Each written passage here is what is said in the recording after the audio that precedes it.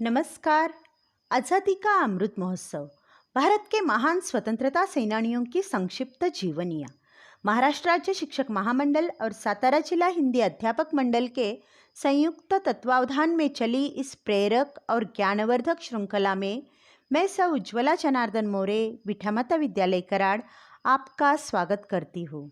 हमारे पितामह श्रीमान ताका सूर्यवंशी सर जी के मार्गदर्शन में चली इस श्रृंखला में आपका तहे दिल से स्वागत है। आज इसकी 34वीं कड़ी में हम मंगल पांडे जी के बारे में जानेंगे। उनकी तुरबत पर नहीं है एक भी दिया, जिनके खून से जलते हैं ये चिरागे वतन। जगमगा रहे हैं मकबरे उनके, बेचा करते थे जो शहीदों के कफन। मंगल पांडे सन 1857 के प्रथम स्वतंत्रता संग्राम के अग्रदूत मंगल पांडे का नाम आज भी इतिहास की पुस्तकों में उसी गर्व के साथ दर्ज है जिस गर्व के साथ पूरे देश ने उनका साथ प्रथम स्वतंत्रता संग्राम में दिया था। तत्कालीन अंग्रेजी शासन ने उन्हें बागी करार दिया, जबकि आम हिंदुस्तानी ने उन्हें नायक के रूप में देखा था।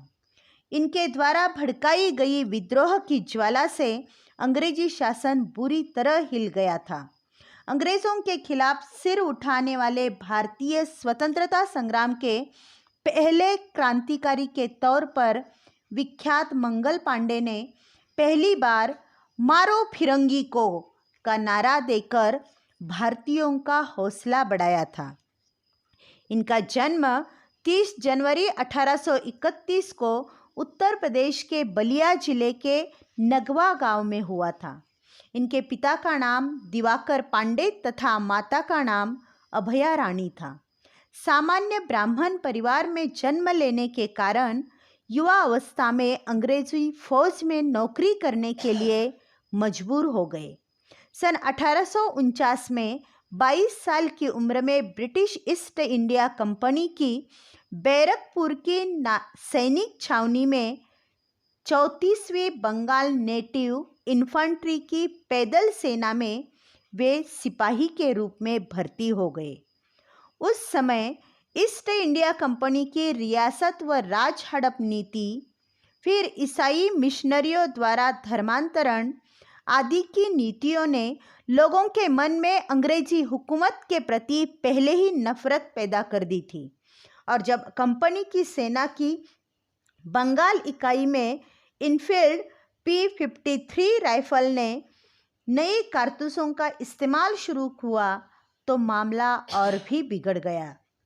इन कारतूसों को बंदूक में डालने से पहले मुंह से खोलना पड़ता था और भारतीय सैनिकों के बीच ऐसी खबर फैल गई कि इन कारतूसों को बनाने में गाय तथा सुअर की चर्बी का प्रयोग किया जाता है। उनके मन में ये बात घर कर गई कि अंग्रेज हिंदुस्तानियों का धर्म भ्रष्ट करने पर आमादा है, क्योंकि ये हिंदू और मुसलमानों दोनों के लिए नापाक था। भारतीय सैनिकों के साथ होने वाले भेदभाव से पहले से ही भारतीय सैनिकों में असंतोष था और नए कारतूसों से संबंधित अफवाह ने आग में घी का कार्य किया।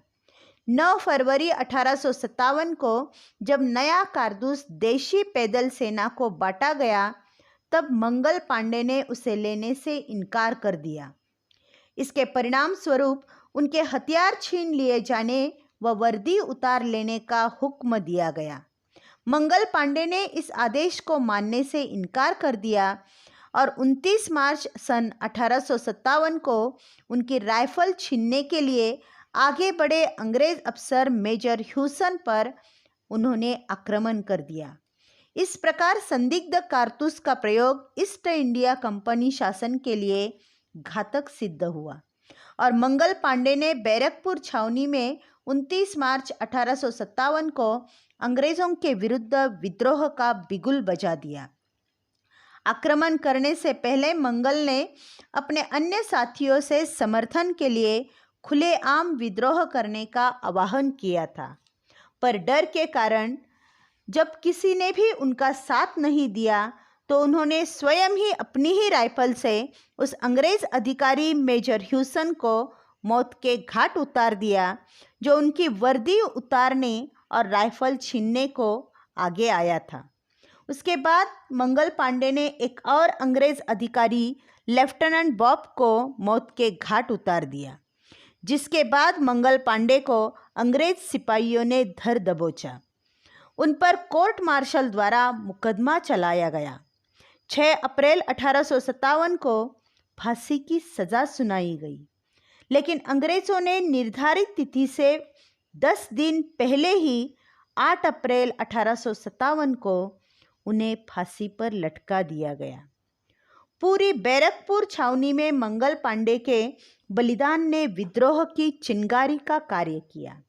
भारत के लोगों में अंग्रेजी हुकूमत के प्रति विभिन्न कारणों से घृणा बढ़ती जा रही थी और मंगल पांडे की शहादत की वजह से 10 मई 1857 को मेरठ की सैनिक छावनी में कोतवाल धनसिंह गुर्जर के नेतृत्व में बगावत हो गई और यह विद्रोह देखते देखते पूरी उत्तरी भारत में फैल गया।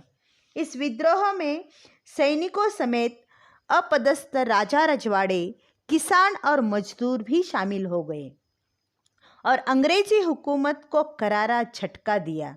इस विद्रोह ने अंग्रेज़ों को स्पष्ट संदेश दिया कि अब भारत पर राज्य करना उतना आसान नहीं है जितना वे समझ रहे थे। यह विद्रोह ही भारत का प्रथम स्वतंत्रता संग्राम था। इस वीर सपूत को जब अंग्रेज़ों ने फांसी की सज़ा सुनाई तो वहाँ के जल्लादों ने इस महान क्रांतिकारी को फांसी लगाने से मना कर दिया। तो अंग्रेज़ों ने कोलकाता से जल्लादों को बुलाकर मंगल पांडे को फांसी दे दी थी। भारत को स्वतंत्र कराने के लिए इस वीर योद्धा मंगल पांडे ने देश के लिए प्राण न्योछावर कर दिए थे। आज भी लोग उनका नाम बड़े ही आदर से लेते हैं, जिन्होंने भारत देश को स्वतंत्र कराने के लिए अपनी अहम भूमिका निभाई थी। ऐसे वीर सेनानी मंगल पांडे को हमारे कोटि कोटि प्रणाम। जय हिंद।